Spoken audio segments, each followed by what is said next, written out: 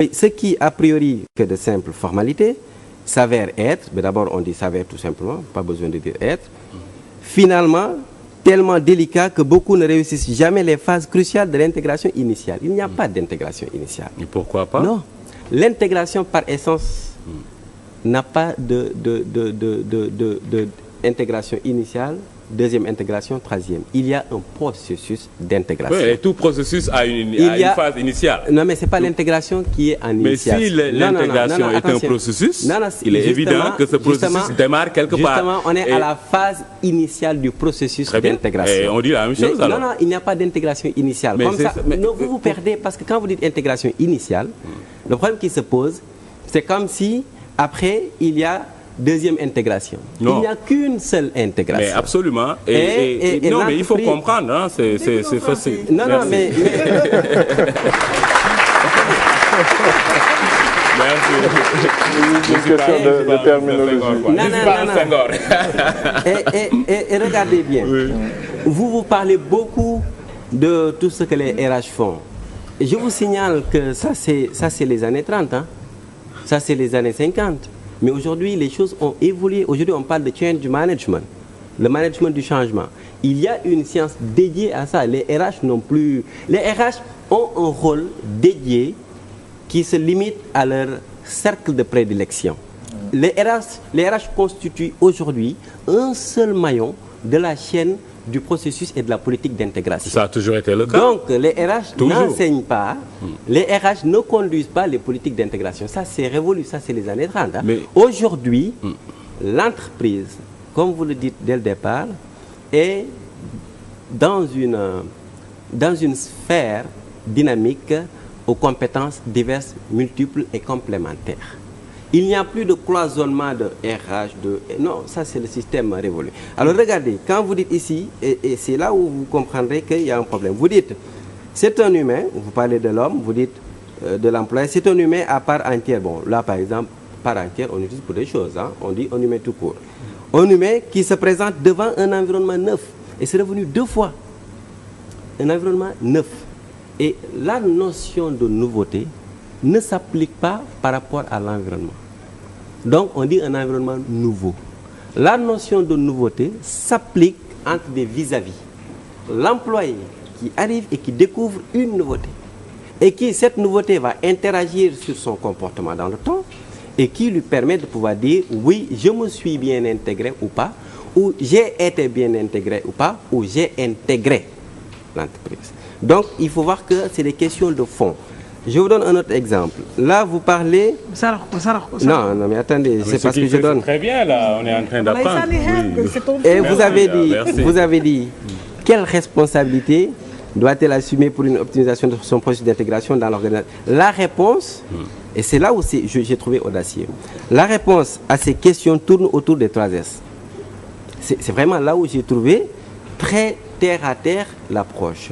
Si ce questionnement du nouvel employé vers une démarche qui voudrait que ce nouvel employé-là retrouve le chemin ou trouve le chemin qui peut le mener vers des résultats attendus, si cette problématique se résume à ces 3S, c'est parce qu'il y a un problème de compréhension de l'entreprise.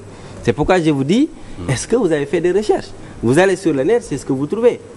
Ne pensez pas que oui, comme vous le dites, les gens ont tendance à se résumer sur les RH. Non, les gens ont écrit tout ceci. Et en quoi, s'il vous plaît, ces 3S-là, l'approche est-elle terre à terre? Mais en quoi? Parce que vous avez restreint un champ tellement important, tellement problématique, qui constitue aujourd'hui des thèses et des thèses à travers le monde entier, que vous avez restreint. Eh bien, c'est pas pour le défendre, mais je pense que justement l'approche qu'il voulait, c'est à travers un manuel, c'est vrai, ça somme toute assez succinct, de 50 pages, avoir son approche dont il parle du savoir, du savoir-faire et du savoir-être. Oui, mais c'est l'inverse qui aurait dû être fait. C'est-à-dire, l'inverse, c'est de dire, j'ai mes 3S, et je voudrais, à partir de mes 3S, donner des informations. Mais pas dire, les informations qu'il faut se définissent dans mes 3S. C'est là l'erreur. Non, vous dites... Non, vous dites une chose importante, c'est-à-dire que quelle que soit l'approche qu'on pourrait avoir, on n'ira jamais au-delà de savoir ce que l'on doit faire, de compétences et de comportement et attitude. Jamais. Est-ce que vous pouvez... Mais faut pas dire jamais. Non, je vous pose une question simple. Est-ce que vous pouvez, aller au-delà de ça? Savoir, savoir-faire et savoir-être.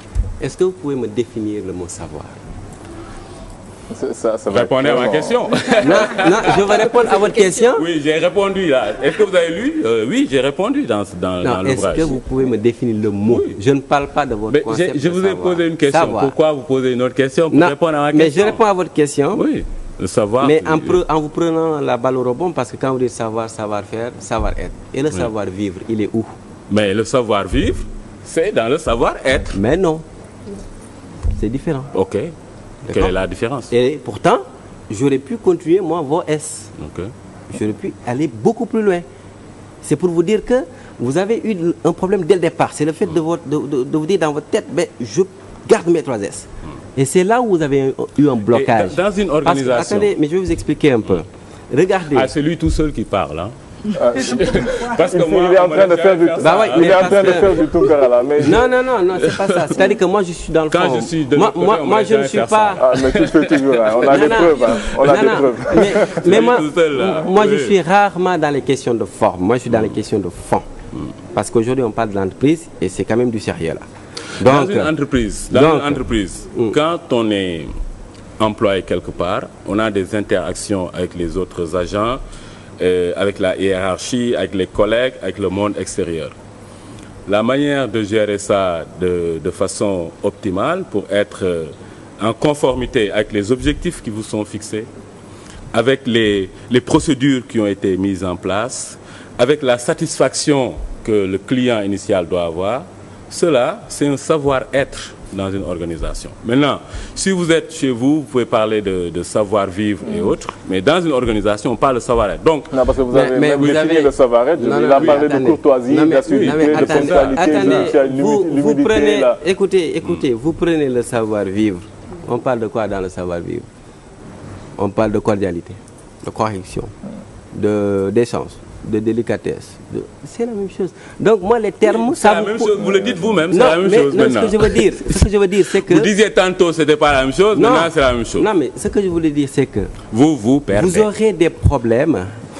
Attention, moi je parle en tant que professionnel. Mais, vous avez des problèmes... C'est pour ça qu'on vous a amené d'ailleurs. Vous avez des problèmes de compréhension, je pense, de l'entreprise. Okay. Si vous aviez compris l'entreprise... Regardez, ici vous dites par exemple... Vous dites la gestion... Il y a des choses qui sont très faciles à dire. On peut dire à Alioune Ndiaye tout de suite, vous avez des problèmes de compréhension de la télévision. On peut dire au président de la République, vous avez des problèmes de compréhension de la gestion de l'État. Ça, c'est vraiment ce qu'on appelle... C'est une critique qui n'a pas de... Je suis désolé, mais c'est pas ça qui va faire avancer les choses. Parce que je pense que... Attention, s'il vous plaît, be careful. C'est moi qui vous pose les questions, c'est pas vous. Alors, regardez. C'est la déformation professionnelle là. Alors, la déformation professionnelle. Alors, regardez, vous prenez... Mais je veux pas que vous perdiez aussi, quoi. C'est ça le problème. Non, mais... Wait. Vous prenez le savoir. Et dans le savoir, qu'est-ce que vous avez? L'historique de l'organisation, la fiche de paie, les procédures, les règlements intérieurs, le règlement intérieur, l'organigramme, etc. Vous parlez de savoir. Ce n'est pas le savoir dans ce cas-là. C'est l'information. Ce n'est pas le savoir. C'est deux choses. Attention. Attention. Alors, regardez la définition que je donne au savoir. Laissez-moi terminer. Laissez-moi terminer. Moi, je travaille dans l'information. D'accord? Donc, je sais ce que veut dire savoir, connaissance et information et communication. C'est totalement différent. Aujourd'hui, vous avez besoin de matière quand vous entrez quelque part pour savoir ce que vous devez faire. Vous n'êtes pas encore au savoir. La matière, c'est l'information. D'accord ? Et la matière, c'est l'information. Voilà. Elle n'a de sens que lorsqu'elle est traitée et bien traitée. Vous n'en êtes pas encore au savoir. D'accord ? Quand on sait, ça ne veut pas dire forcément qu'on a le savoir qu'on sait. Attention. Ça ne veut pas dire non plus qu'en sachant, on a le savoir. Be careful, c'est pas la même chose. Donc, be careful veut dire quoi là? Be careful. Attention, faites attention. Hein? Donc aujourd'hui, ce dont vous parlez là, à l'intérieur de ce bouquin concernant le chapitre savoir, c'est des informations légales, ce qu'on appelle en entreprise les informations légales. Alors, ce que donc je c'est dis, la recherche. Ce que je dis justement. Alors là, on dit la même chose. Je dis non, on dit pas la même chose. Non, attention. On va te laisser conclure parce qu'on n'aura peut-être pas le temps de tout épuiser. Mais c'est dommage parce que je lui dis les gens vont acheter pour voir. Non mais c'est dommage parce qu'en fait. Oui, tu vas laissez-le conclure, mais laissez-moi quand même juste résumer quelque chose. Un truc. Après lui, il va avoir le mot de la fin. Ok. Alors je disais que le savoir que je définis ici va dans le sens de s'approprier ces informations légales. Il faut les connaître. Il faut aller vers ces informations, lire le règlement intérieur de l'organisation, savoir l'organigramme de l'organisation. Ce sont des informations, certes, mais c'est en se les appropriant qu'on a le savoir. On ne peut pas savoir quelque chose si on ne s'informe pas. Donc la nouvelle venue, la nouvelle recrue, ne doit pas uniquement se cantonner à rester dans son petit bout de coin et à commencer à travailler sur ses dossiers. Il doit savoir ces éléments-là qui sont essentiels pour qu'elle soit bien intégrée dans l'organisation. Et si vous parlez français, est-ce que vous allez dire « je sais ces informations » Non. Qu'est-ce que vous dites? Oui, je vous écoute. Oui. Non, mais c'est une question, qu'est-ce que vous dites? Est-ce que vous savez des informations? Non, des informations, on se les approprie. Oui, mais qu'est-ce que vous dites? Est-ce que vous savez une information? Mais non, c'est là où il y a un problème. C'est-à-dire qu'il ne s'agit pas de savoir quelque chose. Il s'agit d'aller à la connaissance de quelque chose. Attention, oui, c'est pas la même chose. Connaissance et savoir, c'est deux niveaux. Et quand vous savez quelque chose, alors ça veut dire que vous avez fait un travail, un processus de collecte, de traitement, d'apprentissage, etc.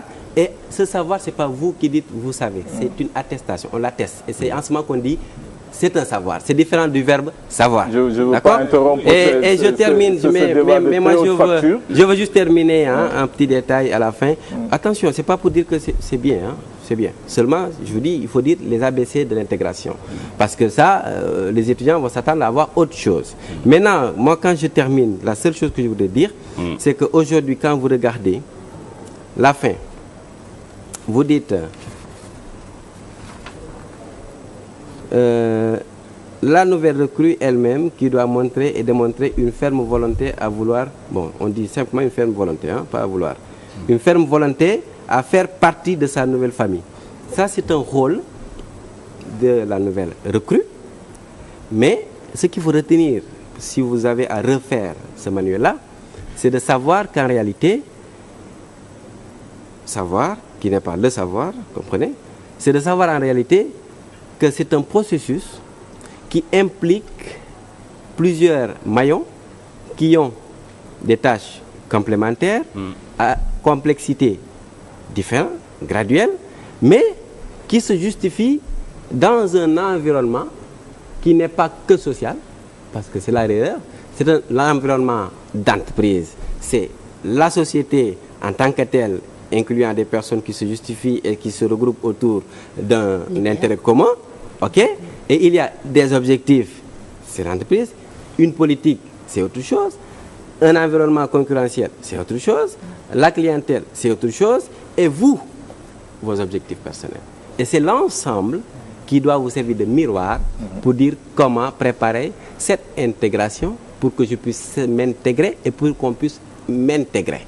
C'est trois dimensions. Pour le mot de la fin, donc, on est arrivé à la fin de l'émission. Merci pour ces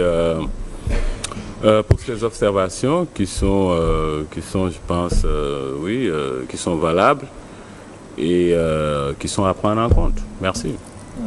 J'ai une question. Oui, vite fait.